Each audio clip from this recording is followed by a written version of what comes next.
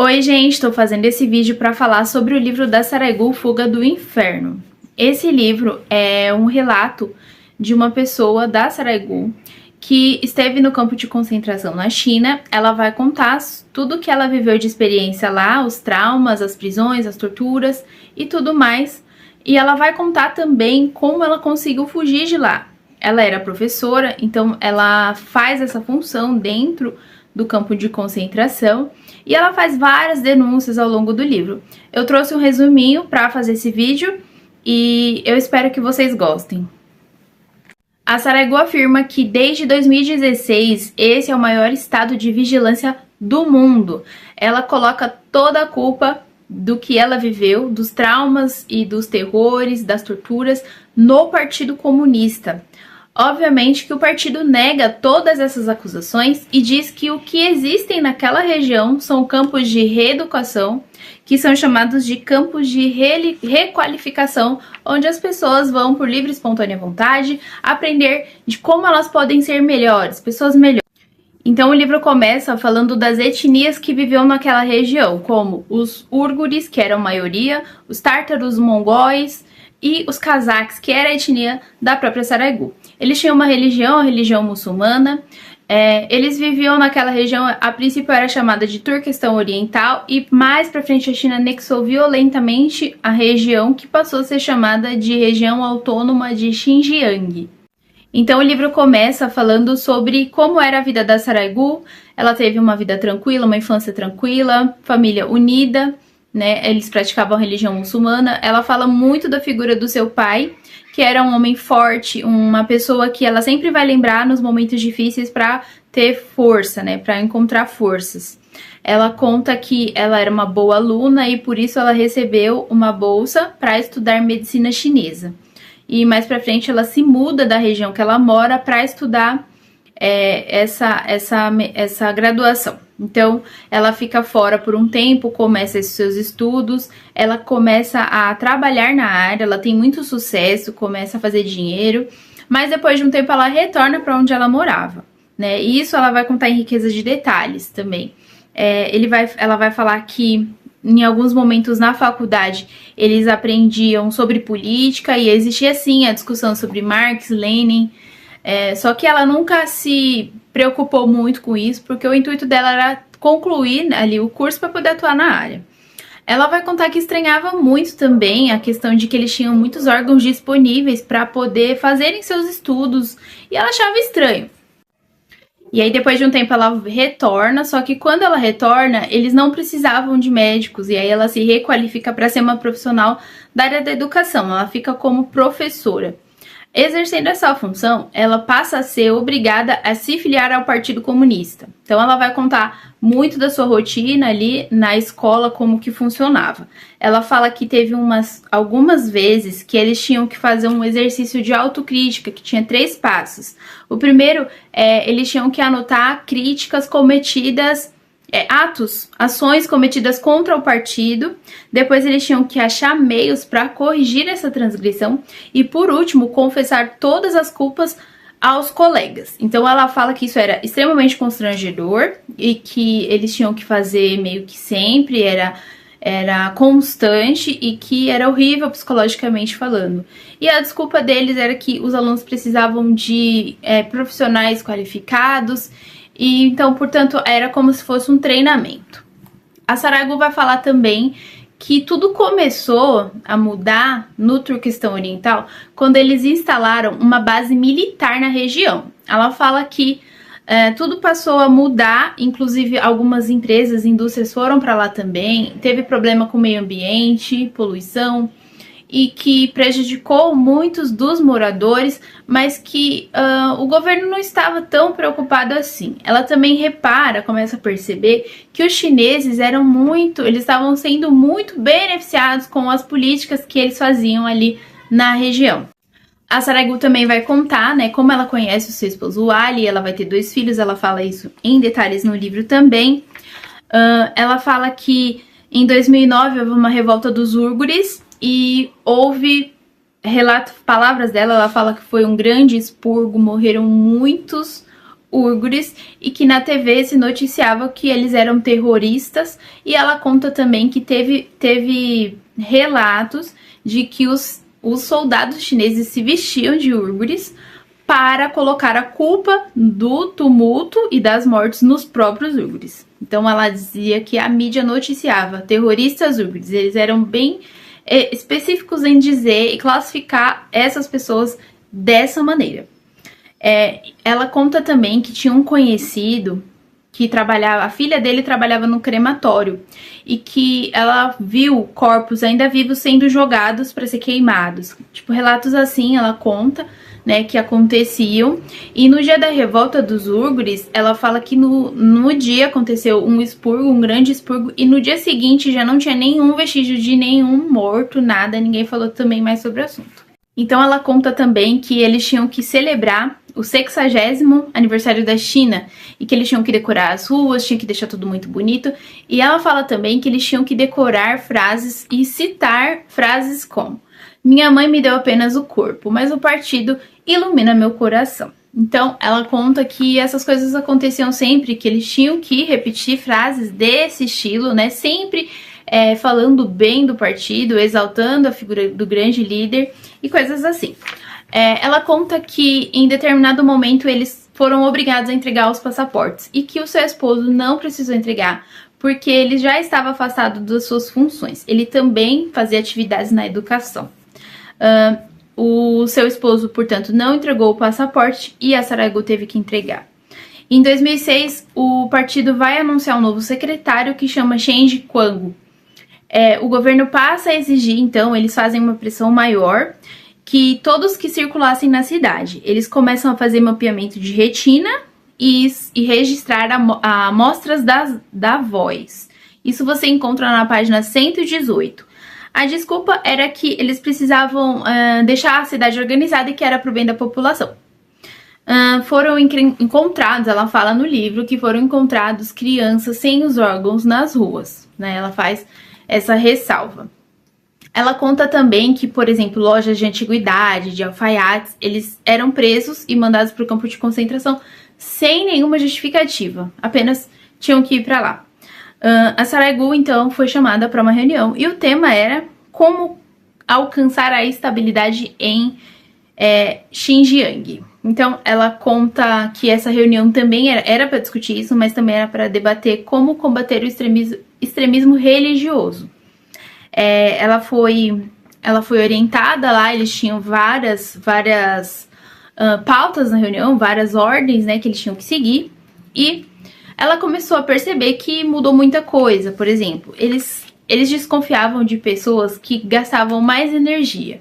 Uma pessoa assim, ela já era considerada uma suspeita de rebelião. Então, eles começaram a vigiar mesmo a população.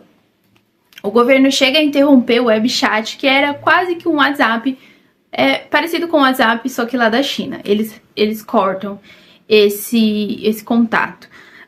Todos os celulares, notebooks são inspecionados, eles começam a fazer vista grossa mesmo. Então, eles começam a apagar aquela cultura da barba, eles começam a mandar raspar, e quem não respeitasse era levado para o campo de concentração. Eles mudam o nome dos nativos para nomes chineses. 24 horas polícia nas ruas. A Saragu começa a se perguntar quando ela seria a vez dela. Ela fica com muito receio. Ela é chamada para um interrogatório, depois ela foi liberada e ela já sabia o que seria aquilo. Acontece um programa do Partido Comunista que enviam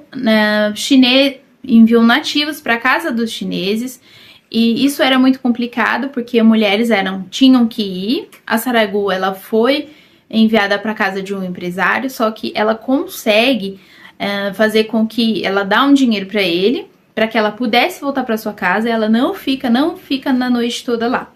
Ela conta que isso era uma questão de reputação para as mulheres e que era algo sagrado na sua religião. E aí, finalmente, ela recebe uma ligação, né? Eles colocam um capuz na cabeça dela e ela é enviada para o campo de concentração. Lá eles avisam que ela daria aulas para a língua chinesa, ela assinou um documento que constava os princípios norteadores de Xi Jinping. Então, ela recebe instruções como falar chinês, pensar chinês, tudo a serviço da China. Ela não podia ter nenhum tipo de afeição, nenhum tipo de demonstração de afeto, nada. Ela tinha que agir e fazer o que era estabelecido para ela.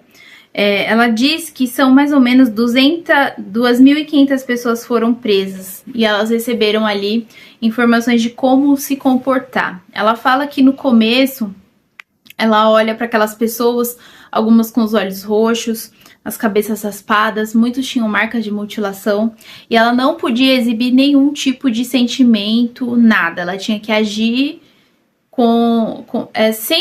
sem como se ela fosse...